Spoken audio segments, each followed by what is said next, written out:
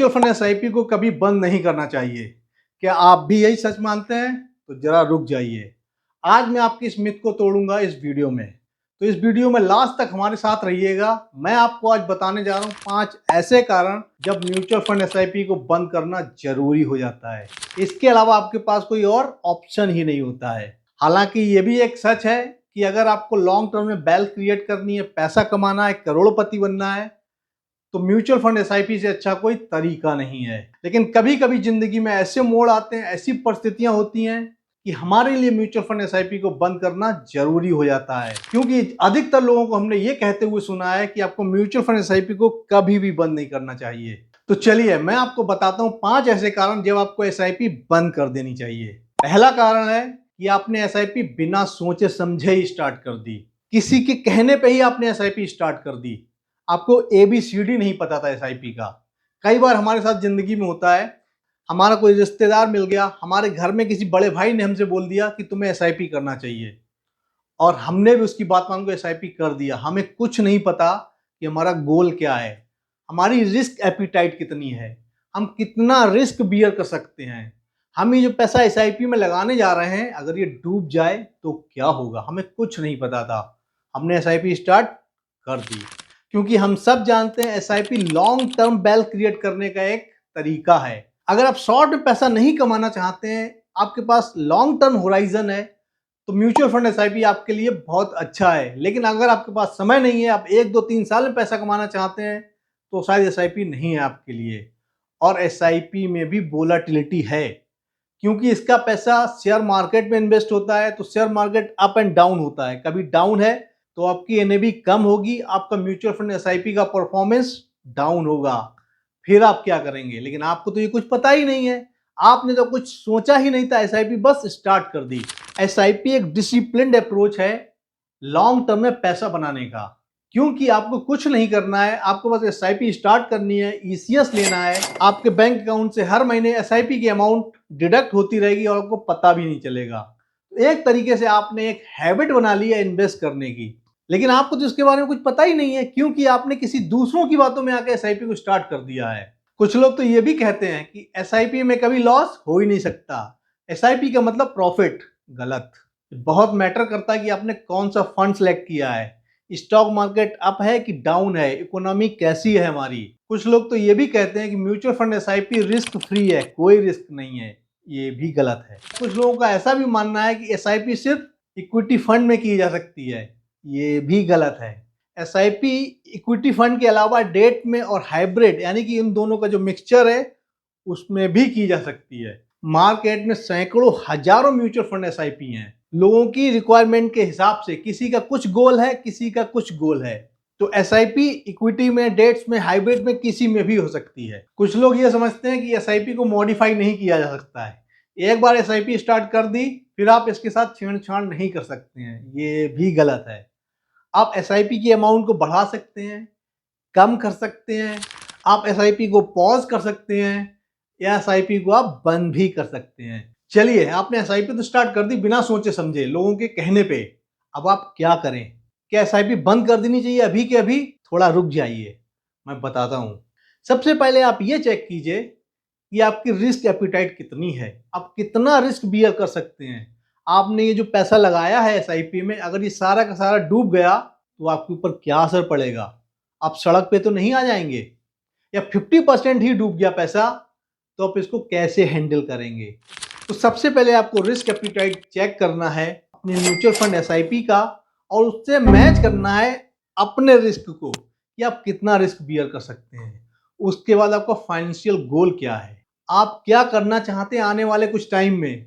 क्या एक घर खरीदना चाहते हैं, एक कार खरीदना चाहते हैं, क्या आप रिटायरमेंट की प्लानिंग कर रहे हैं, क्या कोई फॉरेन ट्रिप कर रहे हैं? तो अब ये देखिए कि जो आपने म्यूचुअल फंड एसआईपी ली थी, क्या वो आपके इस गोल को फुलफिल कर रही है? अगर हाँ तो ठीक है, अगर नहीं तो पहला ऑप्शन आपके पास ये है कि आप एसआईपी को मॉडिफाई करके अपने गोल को या रिस्क को मैच कर सकते हैं। अगर ऐसा नहीं कर सकते हैं तो क्या किसी और म्यूचुअल फंड एसआईपी में स्विच करके अपने गोल और रिस्क को मैच कर सकते हैं?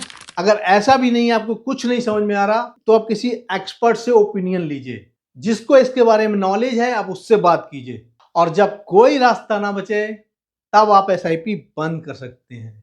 एसआईपी बंद करने का रास्ता अंतिम होना चाहिए, क्योंकि इसकी एक कॉस्ट इन्वॉल्व है, आपको एक कॉस्ट देनी पड़ेगी इसकी।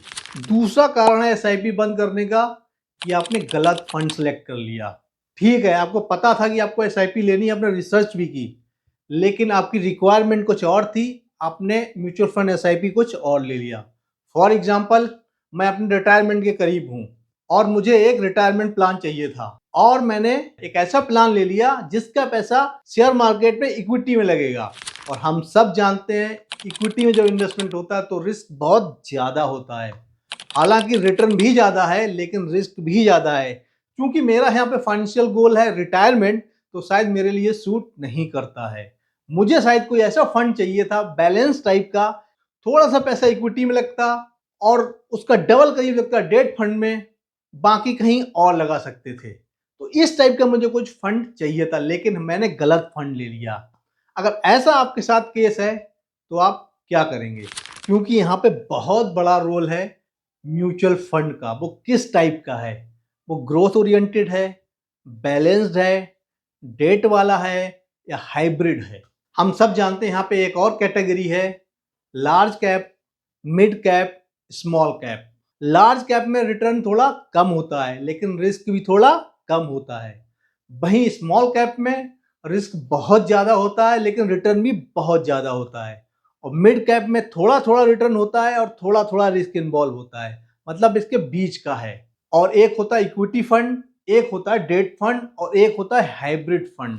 तो आपका फंड सिलेक्शन गलत हो गया, आपको चाहिए कुछ और था, आपने ले कुछ और लिया। ये तो ऐसी ही बात हुई कि मुझे मुंबई जाना था और मैं बैठ गया चेन्नई वाली ट्रेन में, तो मैं गलत ट्रेन में चढ़ गया। तो अब आप क्या करेंगे? बहुत सारे तरीके के म्यूचुअल फंड होते हैं, जैसे एक सेक्टोरल या थीमेटिक फंड भी होता है। कुछ म्यूचुअल फंड ऐसे होते हैं जो पर्टिकुलर सेक्टर में इन्वेस्ट करते हैं, जैसे ऑयल एंड गैस, जैसे एंटरटेनमेंट, जैसे सीमेंट। कुछ होते हैं थीमेटिक फंड। मान लीजिए कोई ऐसा म्यूचुअल फंड है जो स्टार्टअप पे इन्वेस्ट करता है, या मैन्युफैक्चरिंग कंपनीज में इन्वेस्ट करता है, या सर्विस सेक्टर में इन्वेस्ट करता है, लेकिन आपको तो कुछ पता ही नहीं है इसके बारे में। तो अगर आप गलत जगह फंस गए हैं तब भी आपके लिए जरूरी है कि आप यहां से निकलें। अब आप क्या करेंगे? गलत जगह तो फंस गए, आपने गलत फंड सेलेक्ट कर लिया। तो सबसे पहले ये देखिए कि जो म्यूचुअल फंड है उसके जो गोल्स हैं आपके फाइनेंशियल गोल्स हैं, क्या मैच करते हैं? क्या आपकी जो रिस्क टेकिंग कैपेसिटी है और उस म्यूचुअल फंड की जो रिस्क एपिटाइट है, दोनों मैच करते हैं? अगर मैच करते हैं तो अच्छी बात है, अगर नहीं करते हैं तो कोशिश ये कीजिए कि आप क्या मॉडिफाई करके अपने रिस्क और अपने फाइनेंशियल गोल को मैच कर सकते हैं। अगर नहीं कर सकते तो कोशिश कीजिए कि आप किसी दूसरे फंड में स्विच ओवर कर लें। और जब आपके पास कोई रास्ता ना बचे तब आपके पास रास्ता है म्यूचुअल फंड एसआईपी को बंद करने का। और इतना सब होने के बावजूद भी आपको रेगुलरली अपनी म्यूचुअल फंड एसआईपी को चेक करना है, डेली या हर हफ्ते नहीं, 1 महीने में या 3 महीने में एक बार। और जब आपको कुछ ना समझ में आए तो बेटर ये है किसी एक्सपर्ट से आप ओपिनियन ले सकते हैं। तीसरा कारण ये हो सकता है एसआईपी बंद करने का कि जो फंड मैनेजर है उसका परफॉर्मेंस बहुत खराब है। और हम सब जानते हैं फंड मैनेजर का बहुत बड़ा रोल है वेल्थ क्रिएट करने में। अगर आपको फंड मैनेजर स्किल्ड है, एक्सपीरियंस है, तो आपकी वेल्थ जरूर क्रिएट होगी लॉन्ग टर्म में। लेकिन अगर वही इनएक्सपीरियंस है, नॉलेज नहीं है, फिर आपके लिए खतरा है, आपका सारा पैसा डूब सकता है। तो इसलिए बहुत बड़ा रोल है फंड मैनेजर का। कभी मार्केट गिर रहा होता है जैसा आजकल है, कभी मार्केट बहुत ऊपर जा रहा होता है, कभी वोलेटिलिटी होती है, तो उस समय फंड मैनेजर को डिसाइड करना होता है कि वो क्या करे। वहीं पे फंड मैनेजर की एक्सपर्टीज काम आती है, लेकिन आपके फंड मैनेजर को तो कुछ पता ही नहीं है, फिर क्या होगा? अब आप ये कैसे जानेंगे कि आपका फंड मैनेजर का परफॉर्मेंस सही नहीं है? मान लीजिए आपका फंड मैनेजर ऐसा है जो कभी बहुत ज्यादा बाइंग कर लेता है, कभी बहुत ज्यादा सेलिंग कर लेता है बिना किसी स्ट्रेटजी के, स्ट्रेटजी बहुत जल्दी जल्दी चेंज कर रहा है, और आपका म्यूचुअल फंड आपको सही सही नहीं बता रहा है, कम्युनिकेट नहीं कर रहा है सही सही आपके साथ कि आपका परफॉर्मेंस कैसा है, तब भी एक रेड सिग्नल है कि आपको चौकन्ना हो जाना चाहिए कि आपके साथ कुछ गलत जरूर हो रहा है। आपको कम से कम 3 साल इससे ज्यादा का परफॉर्मेंस चेक करना है। अगर आप 1 साल या 2 साल का परफॉर्मेंस चेक कर रहे हैं तो हो सकता है उसकी वजह मार्केट डाउन ट्रेंड हो, कि कुछ ऐसा चल रहा है, मार्केट ही खराब चल रहा है, सारी कंपनियों के म्यूचुअल फंड का परफॉर्मेंस खराब है, तो आपका भी है तो कोई दिक्कत नहीं है। लेकिन अगर ये लगातार होता है 3 साल या इससे ज्यादा तक होता है तो आपको चौकन्ना हो जाना चाहिए। चलिए, आपको पता चल गया कि आपका फंड मैनेजर ठीक से परफॉर्म नहीं कर रहा है, अब आप क्या करें? क्योंकि आप तो फंड मैनेजर को चेंज कर नहीं सकते हैं, ये तो एएमसी करेगी, एसेट्स मैनेजमेंट कंपनी, जो आपके म्यूचुअल फंड को हैंडल कर रही है। तब आप ये कर सकते हैं कि आप अपने म्यूचुअल फंड को स्विच कर लें, किसी और कंपनी अपने म्यूचुअल फंड को शिफ्ट कर लें, और फिर जब आपके पास कोई रास्ता ना बचे तब आप म्यूचुअल फंड को बंद करने के बारे में सोच सकते हैं। चौथा कारण है कि आपके फाइनेंशियल गोल चेंज हो गए। जब आपने 5 साल पहले एसआईपी स्टार्ट की थी तब आपका कुछ और गोल था, आपकी कुछ और प्लानिंग थी, और आज 5 साल के बाद आपकी प्लानिंग चेंज हो गई है। फॉर एग्जाम्पल, आपकी जॉब लग गई है डबल सैलरी की, जितनी सैलरी अभी आपकी थी अब आपकी डबल सैलरी हो गई है, या आपकी जॉब ही चली गई, अब आप मंथली एसआईपी कैसे देंगे? या आपने एक बिजनेस स्टार्ट किया था और वो चल पड़ा, या आपकी शादी होने जा रही है, या जब आपने एसआईपी स्टार्ट की थी तब आप बैचलर थे, आपका ये टारगेट था कि आपको बहुत पैसा कमाना है, लेकिन अब आपकी शादी हो चुकी है, आपके बच्चे हो गए, अब आपकी प्रायोरिटी हो गई है एक घर लेना, तब आप क्या करेंगे? अब आप इक्विटी फंड का रिस्क नहीं ले सकते हैं, अब आपको एक बैलेंस फंड लेना पड़ेगा, या भगवान ना करे आपके साथ कोई मेडिकल इमरजेंसी हो गई, कोई एक्सीडेंट हो गया और एक ऑपरेशन कराना है, उसमें बहुत पैसा लगना है, फिर आप क्या करेंगे? तो ये कुछ उदाहरण हैं जो ये बताते हैं कि आपके फाइनेंशियल गोल्स चेंज हो गए हैं। अब आपकी प्रायोरिटीज कुछ और हैं। जब आपने एसआईपी स्टार्ट की थी तो प्रायोरिटीज कुछ और थी। अब आप जरा ये देखिए कि आपके जो फाइनेंशियल गोल हैं और रिस्क एपिटाइट है, क्या वो आपके करेंट फंड से मैच करते हैं? अगर ऐसा नहीं हो रहा है तो आपको एसआईपी या तो मॉडिफाई करनी पड़ेगी या स्विच ओवर करना पड़ेगा, और जब कोई रास्ता नहीं बचे तब आप एसआईपी बंद करने के बारे में भी सोच सकते हैं। लेकिन एक बार मैं फिर कहना चाहूंगा, एसआईपी बंद करना आपका आखिरी हथियार होना चाहिए। पहले आप कोशिश ये कीजिए कि आप क्या उसको मॉडिफाई करके अपने गोल को अचीव कर सकते हैं, अपने रिस्क को कंट्रोल में ला सकते हैं, क्या दूसरे म्यूचुअल फंड में शिफ्ट होकर आप ये सारी चीजें कर सकते हैं। कई बार आप गोल बेस्ड म्यूचुअल प्लान भी ले सकते हैं। जैसे मान लीजिए किसी को रिटायरमेंट के लिए प्लान चाहिए, तो आप वो वाला प्लान लीजिए जो रिटायरमेंट के लिए बना हो।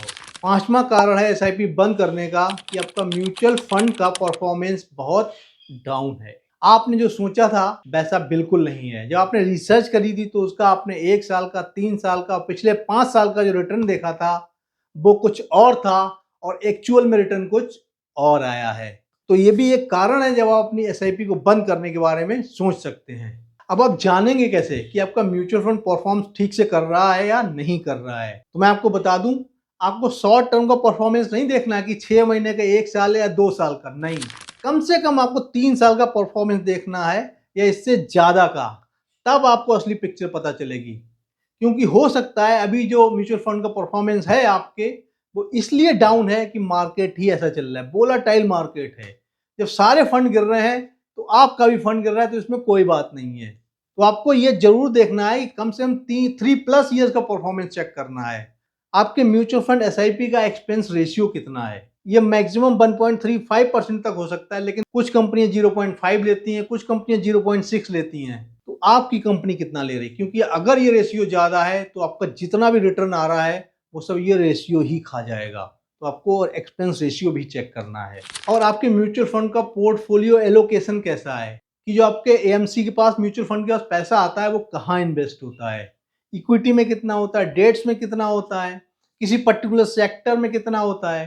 तो ये भी आपको चेक करना है, क्या वो आपके फाइनेंशियल गोल से मैच कर रहा है। या ऐसा भी हो सकता है कि आपकी जो म्यूचुअल फंड कंपनी है उसमें लोगों का विश्वास खत्म हो गया हो, अब लोग उसमें से अपना पैसा निकाल रहे हैं, एसेट अंडर मैनेजमेंट कम होती जा रही है। तो ये भी एक इंडिकेशन है कि आपका म्यूचुअल फंड ठीक से परफॉर्म नहीं कर रहा है। आप अपने म्यूचुअल फंड का परफॉर्मेंस आपके कॉम्पिटिटर कंपनीज जो हैं उनसे चेक कर सकते हैं कि आपकी जो कॉम्पिटिटर म्यूचुअल फंड कंपनीज हैं उनका CAGR कितना है, उनका रिटर्न कितना आ रहा है, और आपकी म्यूचुअल फंड कंपनी का रिटर्न कितना है। इन दोनों को मैच कीजिए। जो एक बेंचमार्क है उस इंडस्ट्री में वो कितना है और आपकी कंपनी का कितना है। आप रिस्क एडजस्टेड रिटर्न को कंपेयर कर सकते हैं। तो कुछ ऐसे रेशियोज हैं, उनकी हेल्प से भी आप ये जान सकते हैं कि आपकी म्यूचुअल फंड कंपनी का परफॉर्मेंस कैसा है। तो दोस्तों, लॉन्ग टर्म में वेल्थ क्रिएट करने का या करोड़पति बनने का बहुत आसान सा तरीका है म्यूचुअल फंड एसआईपी। और अगर आप इसको बंद करने के बारे में सोच रहे हैं तो पहले उसका एनालिसिस कर लीजिए। जो आपके कारण हैं उनको जरा चेक कर लीजिए, क्या वो सच में वैलिड रीजन है या आपसे मार्केट में जो फ्लैक्चुएशन है, डाउन टर्न चल रहा है, उससे घबरा के एक इमोशनल डिसीजन लेने जा रहे हैं, क्योंकि इससे आपका पूरा करियर इम्पैक्ट होने जा रहा है। आप लॉन्ग टर्म में शायद जो वेल्थ क्रिएट कर पाते वो आप नहीं कर पाएंगे अगर आपने एसआईपी बंद कर दी। तो बहुत सोच समझ के आपको ये डिसीजन लेना है। और जैसे मैंने पहले भी बोला है कि आपका एसआईपी बंद करने का डिसीजन लास्ट होना चाहिए। पहले आपको ये कोशिश करनी है कि क्या आप एसआईपी में मॉडिफिकेशन करके अपने गोल्स अचीव कर सकते हैं, अपने रिस्क को कंट्रोल कर सकते हैं, या आप किसी दूसरे फंड में स्विच ओवर कर लें, तब आपका काम चल जाएगा।